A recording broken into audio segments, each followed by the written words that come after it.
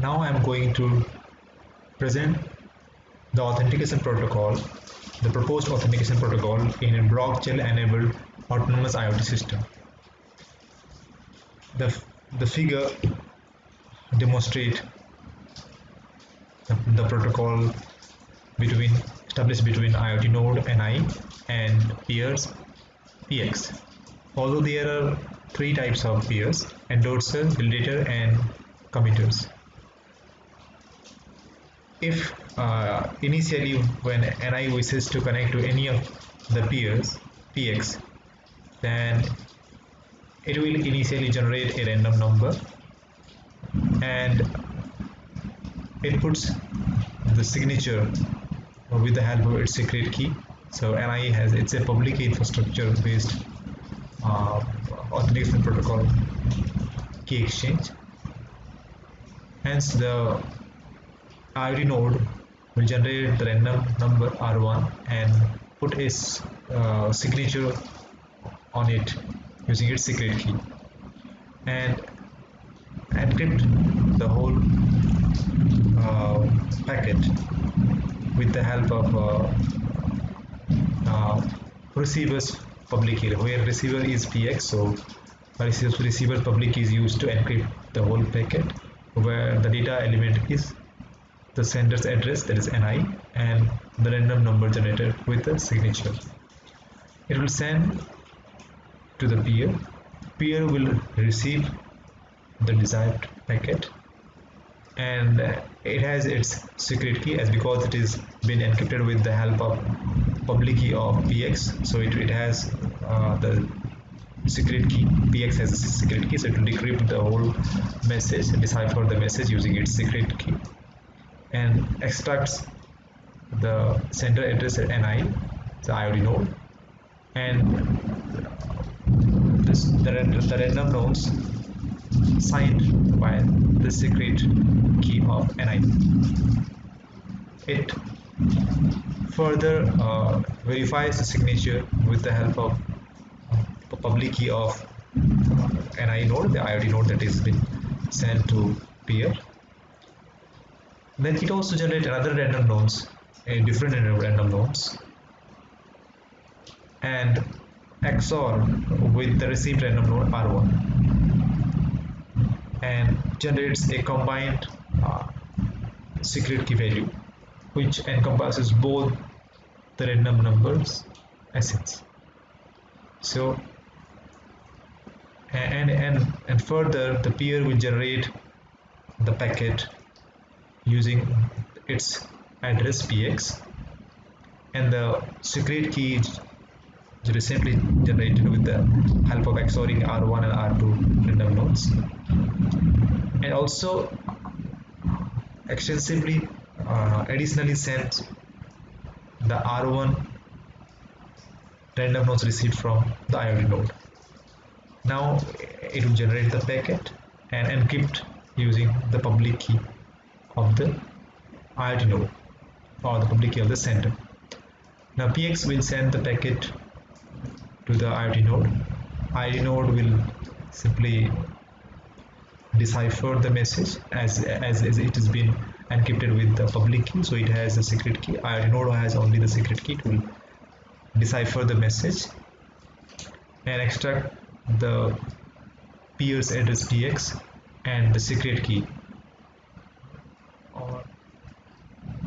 and then it extracts the secret random nodes it has already sent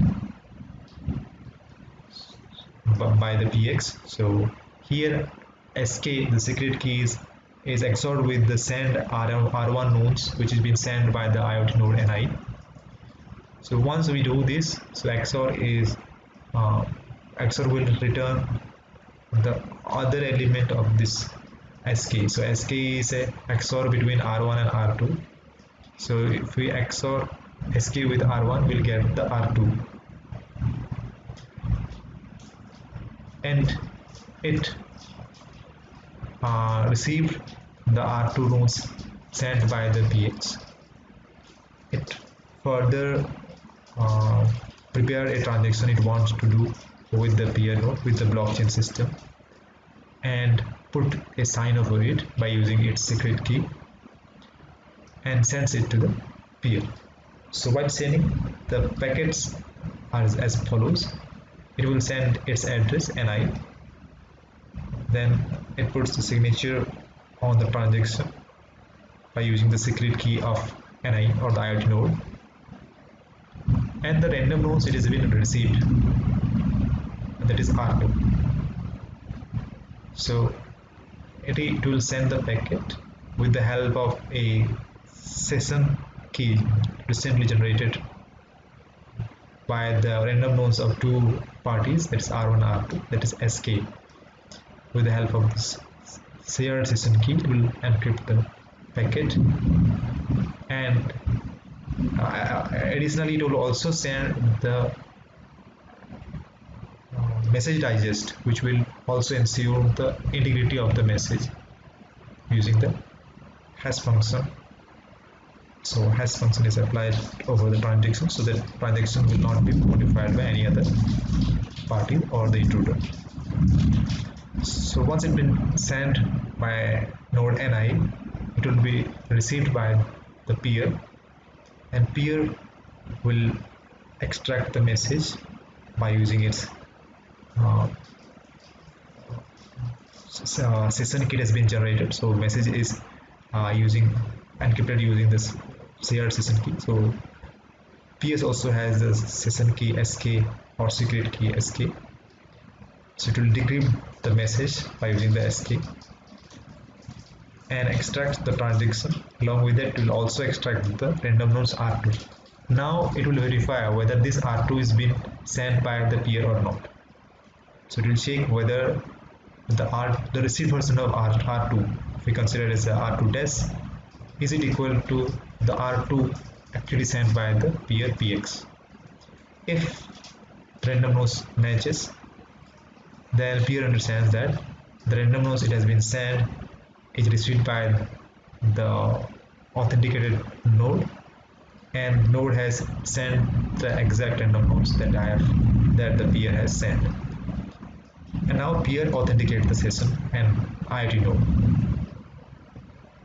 Now it will extract the transaction sent by the IoT node by using its public key of this IoT node NI, and it extracts the transaction and also checks the integrity of the message by creating the hash function over the transaction and checking whether the message digests are equivalent or not.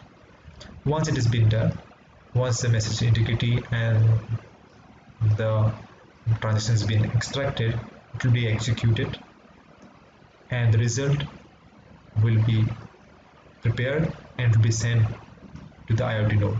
So the packet prepared by the PX peer is as follows.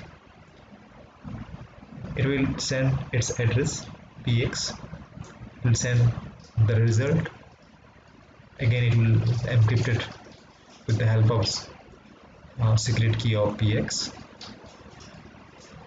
and the random nodes R1, and it will encrypt all message using the session key SK that has been generated by the peer by using R1 XOR R2, and it will also send the message digest for the response or the result created after the execution of the transaction. Now one may arise a question that why do we need this secret key encryption of the result? See, when it reaches to when you observe this shape 3, when it reaches to the peers and it is verified by the peers by seeing the random nodes R2 is been sent and the received version are equal, it has been authenticated by one side. Only peers authenticated the IoT node, but the other way around is not.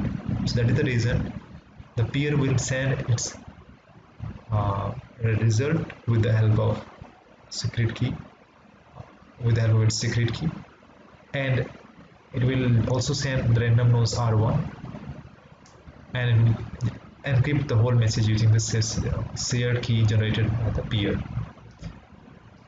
So once it has been sent with the message packet and it will be received at the step 4, the IoT node will now extract the message by simply decrypting with the secret key, and after doing this it will also check the random nodes R1, whether the random nodes R1 sent by it is actually the receipt person is actually equal to the receipt person or not.